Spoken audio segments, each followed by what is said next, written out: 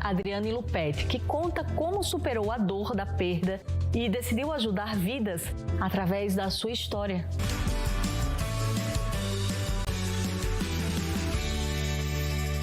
Muito boa tarde, Renata, e muito boa tarde para você aí de casa que está nos prestigiando em mais um domingo com a sua audiência.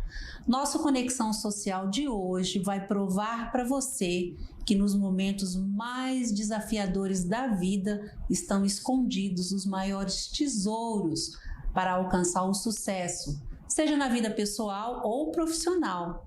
Eu tenho a honra de receber hoje no Conexão Social a arquiteta e urbanista Adriane Lupetti, que decidiu ressignificar a sua vida através de um momento difícil e de muita dor. Adriane, seja muito bem-vinda ao nosso Conexão. Que alegria te receber para a gente falar de um assunto tão importante. Eu é que agradeço a oportunidade de poder falar para vocês, para todos que estão ouvindo, que eles não estão sozinhos nesse momento de dor. E você vai poder ensinar, na verdade a gente vai aprender com você. A gente conversava um bom tempo antes da gente começar a gravar, porque a gente falou, vamos falar de um assunto tão importante, mas a gente precisa ter empatia, respeito, solidariedade, porque quando a gente fala de um assunto como a gente vai tratar daqui a pouco, a gente de fato tem que se colocar nesse lugar, porque um dia, seja tarde ou cedo, a gente vai estar lá, né? Mas antes, eu queria que você começasse falando de você, Adriane. Eu sei que você tem uma história linda, você é uma jovem linda, com uma história tão bonita e uma experiência de vida tão grande. Começa a falar um pouquinho da Adriane Lupetti. Quem é a Adriane Lupetti? A Adriane Lupetti é uma das 3 filhas da família, a mais velha. Eu fiz faculdade de arquitetura e urbanismo, então sou arquiteta de formação, estava muito acostumada, estou ainda acostumada a trabalhar com arquitetura, fazer projetos bonitos, construções bonitas, de ver pessoas felizes com o meu trabalho, né? E só que a Adriane foi fazer um trabalho, foi estudar e fazer pós-graduação na área de perícias de engenharia, porque eu também gosto muito dessa área. E quando eu fui estudar perícias de engenharia, eu me dediquei à área da perícia ambiental. Então, desde cedo eu tenho uma certa preocupação com a sustentabilidade no meu trabalho. E foi bem na época que aconteceu o desabamento da barragem de Mariana. Então eu falei, bom, vou fazer meu trabalho nessa área. E comecei a comparar potenciais contaminantes, mas no que diz respeito a cemitérios e crematórios. E durante o meu trabalho eu fui estudando também questões socioeconômicas. O que aconteciam com as famílias? Qual é o processo mais doloroso? Qual é o mais viável economicamente para a sociedade? E aí eu comecei a conversar com muita gente. E eu percebi que esse tema, ele é um tema que poucos gostam de falar, mas é extremamente necessário, porque como você disse, todos nós vamos passar um dia por isso. E as pessoas não estão preparadas. Eu não estava preparada também quando aconteceu comigo, né? E apesar de estar na área, você percebe que nessa hora você dá um branco e você precisa de ajuda. É um momento muito delicado. Então, a Adriane é hoje uma arquiteta que trabalha no setor para ajudar famílias que estão em condições de luto. Entendi. Agora você passou por uma dor que foi determinante para você tomar essa iniciativa, né? Eu sei que tem pessoas que estão assistindo a gente agora que já passaram por isso e sabem o quanto é doloroso um momento como esse, a gente não ter amparo. E você passou por uma situação parecida, né, Adriane? Conta pra gente como é que foi essa sua maior dor. Exatamente. Eu estava no meio do meu processo de estudar, a possibilidade de montar um espaço de homenagens e um crematório. E o que aconteceu no meio do caminho? Minha mãe faleceu, Então eu perdi minha mãe ano passado e eu passei por tudo aquilo que as famílias me contavam e eu pude sentir na pele. Todo o processo de dor burocrático, e de insatisfação. Então, quando a minha mãe faleceu, primeiro que você fica realmente sem chão, você não sabe o que fazer. Por mais que a gente está na área, você fica um pouco desconcertado. Por onde eu começo? Qual é a primeira coisa que eu devo fazer? E nisso existe uma questão burocrática muito grande. Então, o que eu senti? Eu senti justamente a falta de assessoria e de apoio. Então, eu me vi de madrugada, tendo que fazer o reconhecimento da minha mãe de uma forma dolorosa, porque eu acho que os hospitais também ainda não estão preparados para fazer um atendimento mais humanizado no setor. Depois eu fui mal assessorada, passei horas num cartório para poder fazer documentação e escolhi um local particular para fazer a cerimônia dela, né? A família optou pela cremação por ser mais sustentável e tudo que eu pedi não foi realizado. Então, assim, muita coisa deu errado no caminho. A minha mãe, ela saiu do hospital numa condição que não é um estado bonito de se ver. E a gente precisava dessa assessoria, de alguém que fosse na frente para poder fazer isso, e isso eu não tinha. Quando nós chegamos nesse local que nós escolhemos, um local muito bonito, por sinal. Eu sempre gostei muito de área verde, porque eu acho que nada como você estar conectado com área verde ao seu redor para fazer um momento, a natureza. Para você poder se despedir, a natureza tem que estar presente. Então nós escolhemos um local e eu pedi para que fossem mudadas flores e eles não tinham flores disponíveis para fazer a mudança. Então eles só tinham um modelo de flor. Aí eu falei, puxa, mas não era isso que eu queria. Aí fui até a floricultura, lá dentro do espaço. Naquele momento que você deveria estar ali prestando homenagem, não preocupada com coisas, né? Exatamente. Não sou eu que deveria estar comprando as flores que eu gostaria que estivesse na urna dela. Então, a forma como eu pedi que a urna fosse adornada não foi feita. Eles fizeram o contrário do que eu pedi. Era para aparecer uma foto dela no telão, eles esqueceram da foto no telão. Quer dizer, são detalhes que é muito importante nesse momento, porque às vezes as pessoas que estão passando por isso e que já passaram, né? Você pode falar assim, mas já acabou, não acabou. E daqui a pouco a gente vai falar sobre isso, né? A última homenagem que a gente faz é a parte mais importante. E é uma dor que você lembra e sempre vai sempre estar ali com você, né, no seu coração, porque você não pôde fazer tudo o que você queria fazer. E aí depois que você passou por tudo isso, aí você falou, é isso mesmo que eu quero fazer a partir de agora, porque assim, é uma decisão muito importante, porque você vive todos os momentos. Daqui a pouco você vai falar para as pessoas o que você faz hoje. E eu já vou dizendo para vocês, gente, o trabalho que essa moça faz além de ser profissional, de ser um negócio, um investimento, é algo humanizado que eu achei a coisa mais linda do mundo.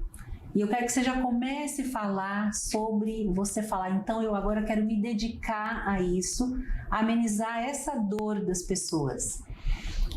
Esse foi um propósito de vida que eu escolhi para mim. Então, eu escolhi migrar da arquitetura para cuidar das famílias em processo de luto. Esse é o meu propósito, para que elas não passem pela dor que eu passei. A gente tem uma oportunidade de se despedir, é uma única oportunidade, o momento é único.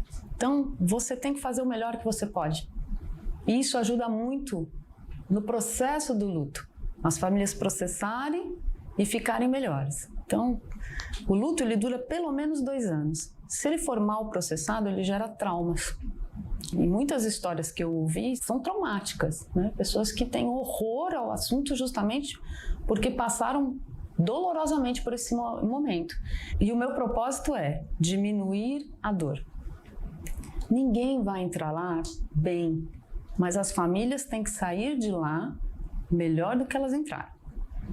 Com a sensação de que fiz minha última homenagem de uma forma honrosa, respeitosa e que pude dar o meu melhor naquele último momento, que é o último momento mesmo, né? Exatamente.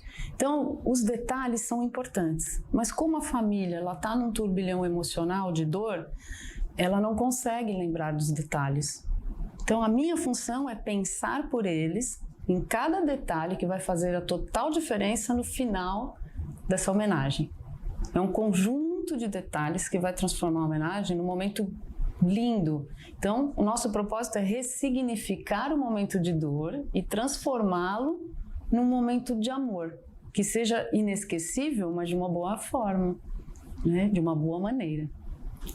Porque assim, é claro, se a gente for parar para pensar, e eu acho que você nem pensa, né? Nem eu, acho que ninguém quer pensar nisso, gente. Quem quer pensar que vai morrer um dia? Quem quer pensar que vai perder um ente querido um dia? E assim, é lógico que ninguém veio aqui hoje, nesse domingo à tarde, falar sobre isso para você. Mas a gente sabe que tem pessoas agora assistindo a gente, passando por isso também. E que precisa ouvir. Talvez não seja a sua hora, mas nunca é tarde para a gente poder saber, aprender e saber lidar com uma dor como essa.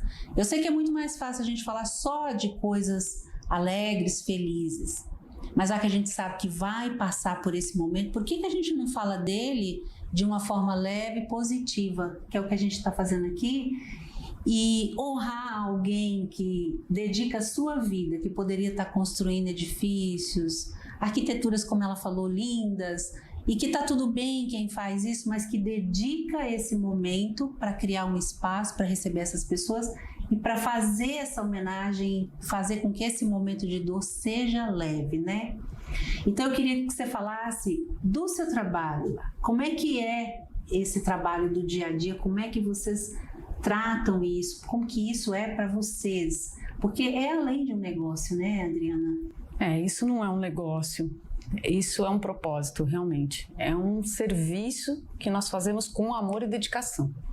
Então, o nosso trabalho, ele começa no momento do falecimento, onde a família se pega no auge da emoção. Ela precisa de uma assessoria, ela precisa de alguém que saiba todos os trâmites, e a família fica muito mais confortável quando ela sabe que tem alguém cuidando de tudo isso para ela. Documentações que ela não entende, não é obrigada a entender, né? A parte burocrática, ela sabe que tem alguém fazendo, então ela fica mais tranquila. E nesse momento, um outro agente de apoio entra para conversar e acalmar a família.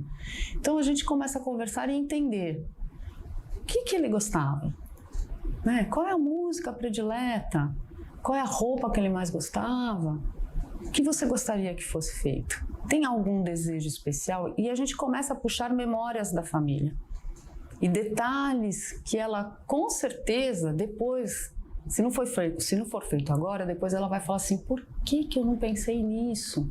Não, a minha obrigação é pensar por eles e ir montando essa colcha de retalhos para que a homenagem seja perfeita. Então, quando a gente termina essa conversa com a família, toda a documentação já está sendo elaborada. Seja o trâmite dentro do hospital ou um falecimento em casa. Nós fazemos uma nota de falecimento através de um aplicativo, escolhemos um familiar que normalmente não é aquele mais envolvido com o momento da emoção, que é quem vai cuidar de colocar no grupo do WhatsApp ou outras, né, nas redes sociais essa nota de falecimento.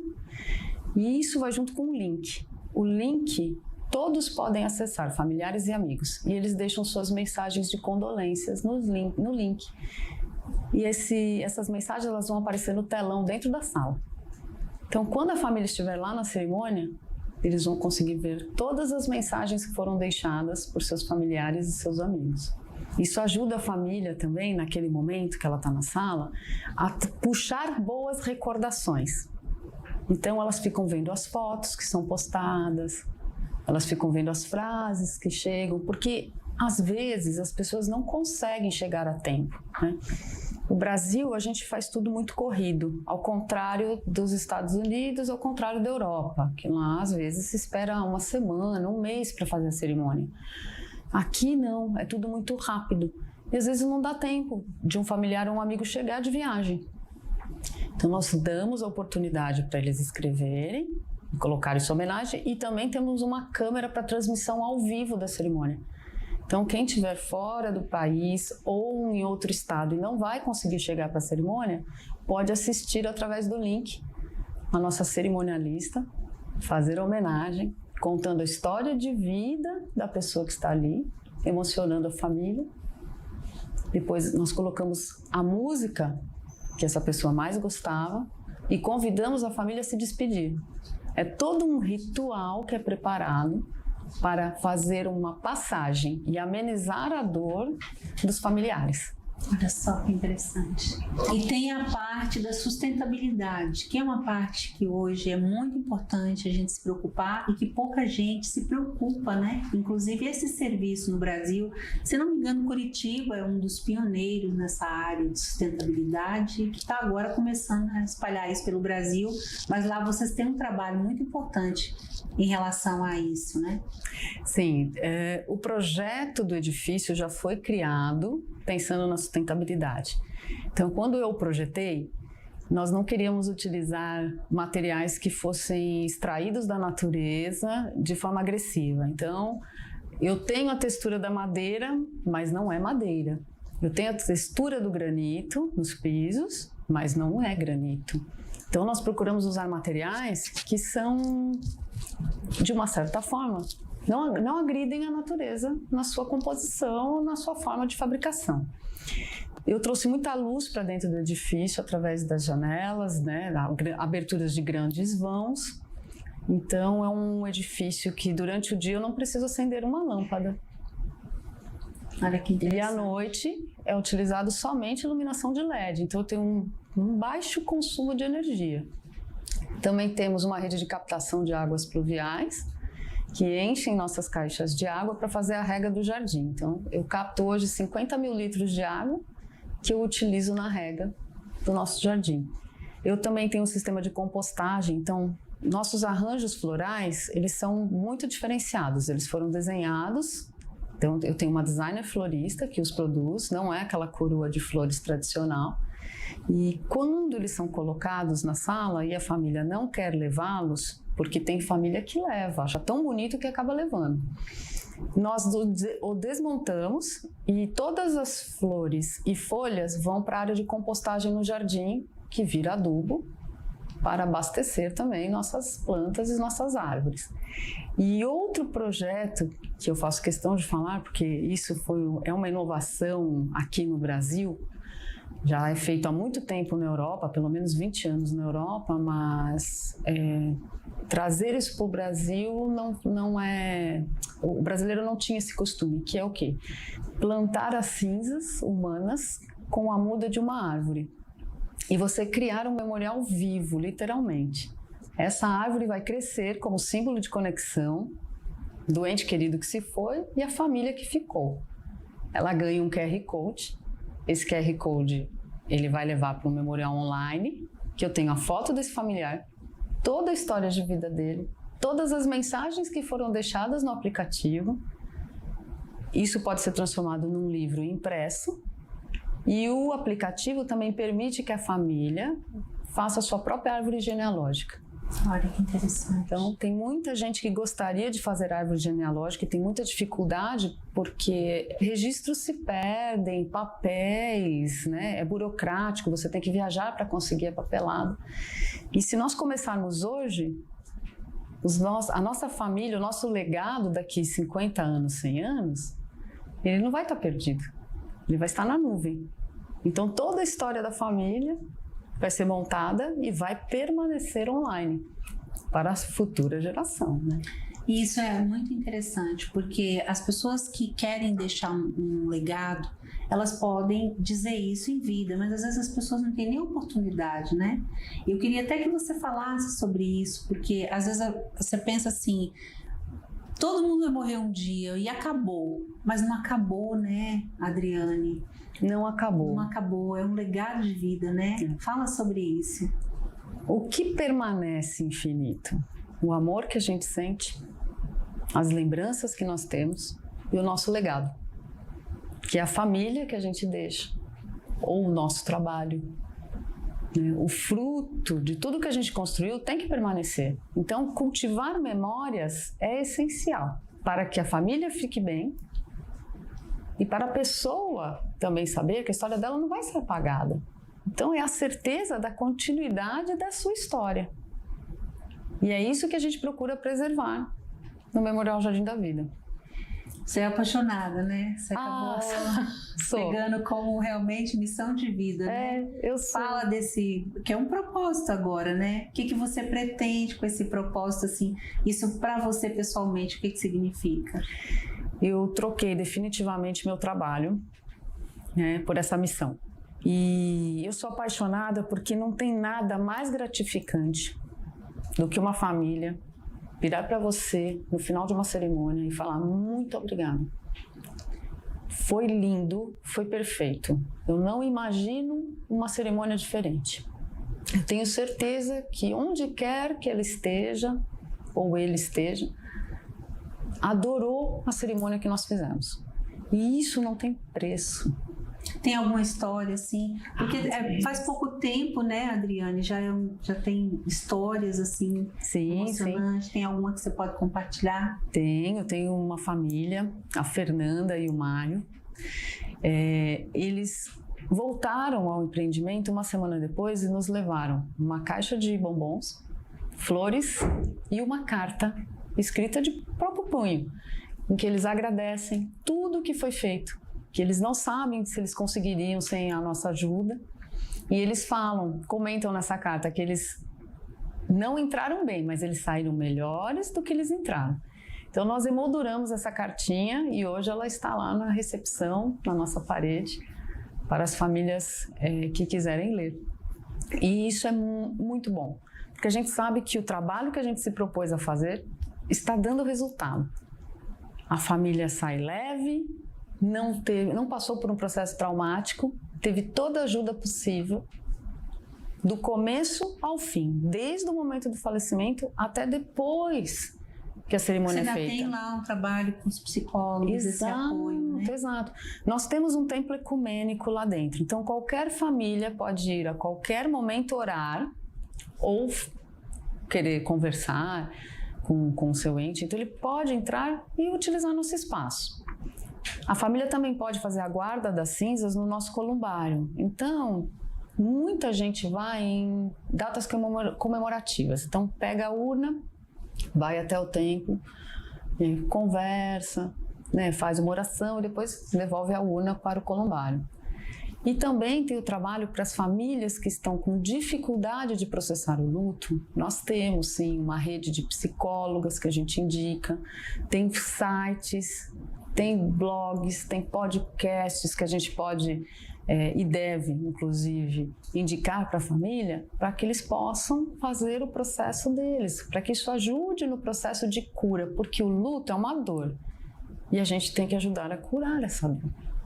Então, com esse trabalho de apoio, a gente sabe que a família vai conseguir superar da melhor forma possível e não da pior forma possível. É muito bom a gente saber que tem trabalhos e pessoas que se preocupam com isso. E é só depois que você vive, né? Que você tem essa empatia para você poder ajudar as pessoas.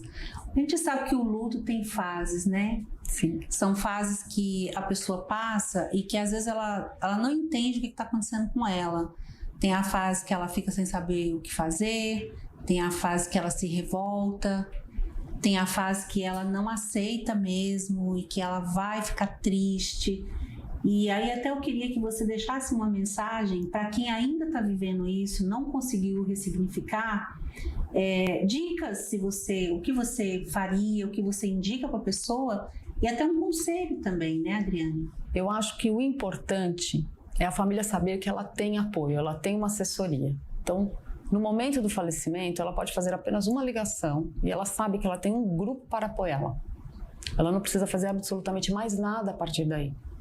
Esse grupo vai cuidar de todo o processo para que ela não tenha que ficar atrás dos bastidores, se desgastando no momento do luto. Então, ela vai ficar com a família, que esse é o lugar dela. Vai ficar com os seus, vai ficar no momento de reflexão. E fazer uma linda homenagem ajuda a família a processar esse luto.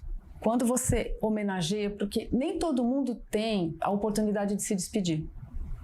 Tem pessoas que têm essa boa sorte. Eu tive essa boa sorte de poder dizer para minha mãe, no momento que ela estava acamada, de poder me despedir, dizer o quanto eu a amava, mas tem pessoas que não têm. E qual é o melhor momento para fazer isso? É no momento da cerimônia de homenagem. Fazer uma linda homenagem. Proferir palavras que você gostaria que fossem proferidas. Contar a história, que é o que a nossa cerimonialista faz, no Memorial Jardim da Vida. E terminar essa homenagem de forma digna e honrosa ajuda muito a família a processar e a ressignificar o luto.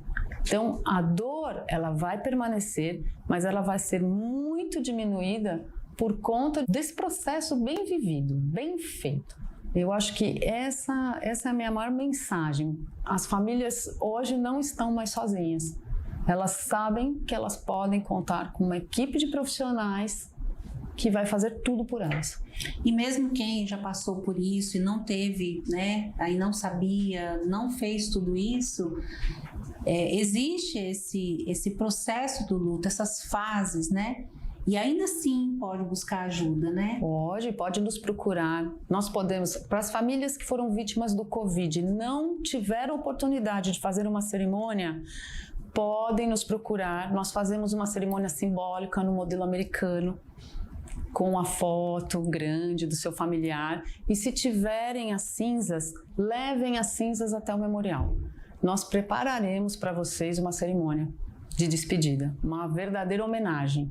E vamos ajudar no que pudermos, né, com as dicas, né, dos sites e dos profissionais adequados para ajudá-los a fazer esse processo. E passar por esse momento tão doloroso. Adriane, eu queria te agradecer, foi muito importante a sua vinda, tudo que você nos ensinou aqui, mas eu sei que você ainda tem as considerações finais para dizer para as pessoas. Queria que você ficasse à vontade para fazer suas considerações finais. Bom, eu gostaria de agradecer primeiramente a oportunidade de contarmos para as pessoas que elas não estão sozinhas nesse momento. Tem uma frase posta no nosso templo ecumênico que diz: todos que amamos e que partem, eles deixam de estar entre nós para estar em nós. Muito bom. Queria te agradecer, viu? Foi que agradeço. Bom. Parabenizar pelo seu trabalho, dizer que eu fico muito honrada de falar com alguém que cuida de algo assim tão específico. Então eu tenho que te honrar e te agradecer por você fazer um trabalho tão lindo. Te parabenizar também, viu? Obrigada. A gente faz isso com muito amor. Parabéns. Obrigada.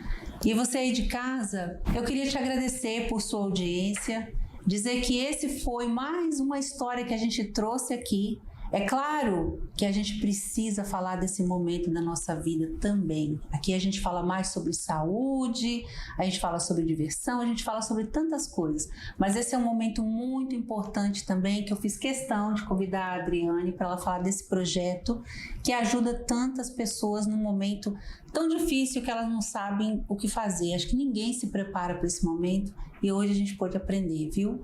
Então eu queria te pedir para seguir a Adriane, o Instagram dela vai estar aqui. Siga o programa Ressoar, me siga também. Um grande abraço e até o próximo domingo.